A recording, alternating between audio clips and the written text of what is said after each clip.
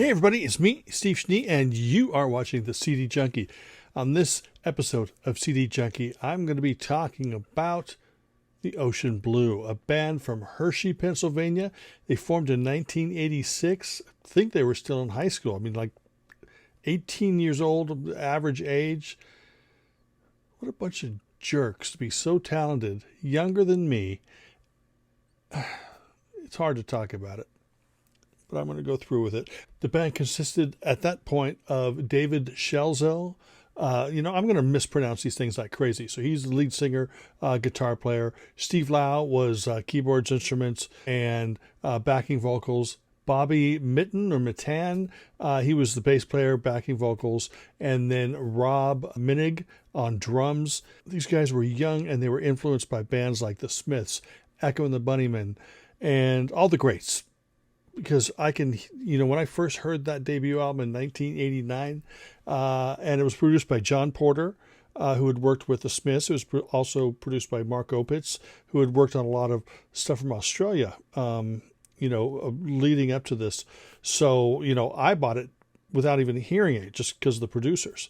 And I was just blown away because, like I said, you're not supposed to be that young and that talented. The songs were amazing and they were wonderful. They were catchy. They were also moody too. And they were multi-layered. Now, 2 years later, their second album, Cerulean, came out. And that was, there was like one song I think produced by Rob and David. The rest of the album was produced by Pat McCarthy. This album here was even more layered than the debut. This one here had more of a shimmering quality. I'm not going to say that they were influenced by Cocteau Twins, but it had that sort of shimmery guitar sound, but also that alternative sound, Echo and the Bunnymen, the Smiths, things like that. And it was really, really a beautiful album. It didn't have, like definite singles like the first album did. This one was more of an album.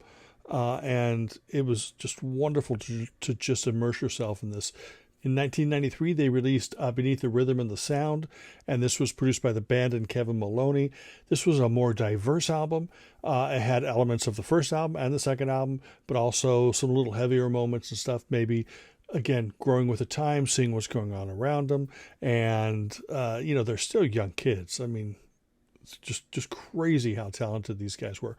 But that was the last album for Sire Records. Steve Lau left the band and he was replaced by Ed Ronna. I went on YouTube and I said, well, how do you pronounce Ronne? And I heard like 7 different pronunciations. So actually I heard like 3. So sorry, Ed. And his name is spelled differently too, so I just had to watch some interviews to find somebody to pronounce his name. I do a lot of research into these videos, and I always mess things up. So anyway, See the Ocean Blue was released on Mercury in 1996, and this was a more diverse album. This was them even getting heavier at some points, even getting more moody, and it was much more diverse than the other 3 albums. Just filled with great songs. I mean, these guys were not slowing that down. Basically, the Ocean Blue, the core sound of the Ocean Blue, the great hooks, the influences, that remains centered throughout their entire career. It's what's going on around it that sometimes changes. The mood, the atmosphere, the loudness, the softness. But anyway, they left Mercury, and then they went indie, and the rest of their career is independent. Now, the first album they put out as an independent band was 1999, and that was the album Davy Jones' Locker. I love this period of the band moving forward because it has that same sort of excited, exploratory pop songwriting of the first 4 albums, but it's a lot more intimate, a lot warmer. It doesn't sound like they're, playing to this big room. It sounds like they're playing to you. And sometimes when songs are so incredible, these guys have perfected what I call the 3 a.m. sound. There's not a lot of bands out there that do that. And the 3 a.m. sound to me is you can listen to the song driving around any time of the day and go, yeah, that's awesome. That's cool. But then, one early morning, you're waking up at 2 or 3 a.m. and you hear the song on the radio or you hear it on your earphones or whatever, and it hits you in such a miraculous way that it moves you emotionally. And then every time you hear that song after that, you're constantly moved. The Police, Wrapped Around Your Finger, is an example of that to me. I heard it a million times, whatever. But then one day, 2, 3 o'clock in the morning, I heard it, and it's like, oh, wow. Those chord changes and that beautiful, haunting melody. That's what the Ocean Blue does to me. There's so many absolutely wonderful chord changes and melodies and hooks. It's just hard to take it all in. Some people think it's just pop music, whatever. Indie rock, ooh, alternative college rock, yeah. No, it's much more than that. Drummer Rob Minnig left the band, and he was replaced by Peter Anderson. In the year 2000, they released an EP called Denmark that had tracks that were not on albums. In 2001, they released an album called Ein, I think it was called, AYN, and that also featured a couple tracks that were not featured on albums. Both of those EPs were eventually combined on one CD, and lots of great non-album tracks. In 2005, they released an album called Waterworks, and this was another fantastic album. There's just so much emotion that goes into this, but it's just great pop too. It's great alternative pop. That Ocean Blue sound is still going strong. It's just taken different form, a more mature, emotional form. But it took another 8 years for the band to follow that up, and they put out an album called Ultramarine. You know what I'm going to say? Fantastic stuff. They just continued with these glorious songs. And then 6 years later, they put out the Kings and Queens, Knaves and Thieves album. So it's probably my favorite Ocean Blue album after Cerulean. So the first two, and then Kings and Queens, Knaves and Thieves, stellar. Songwriting on Kings and Queens, Knaves and Thieves. Anyway, I'm not going to go into that anymore because it's such a great band. I want you to check them out. Some of the stuff has been reissued on vinyl. So in the description box below, I'm going to put a link to their website, and then you can figure out what to buy there. But let's take a listen to some music. I took snippets of 2 songs from each of the albums that I've just shown you and presented a medley. And hopefully this inspires you to check out the band. So sit back, relax, give it a listen, and I will see you on the other side. What's that former sentence? What's that former phrase? In a poem or a letter could not convey the meaning of what this man has done in a painting on a canvas. All around you, north, south.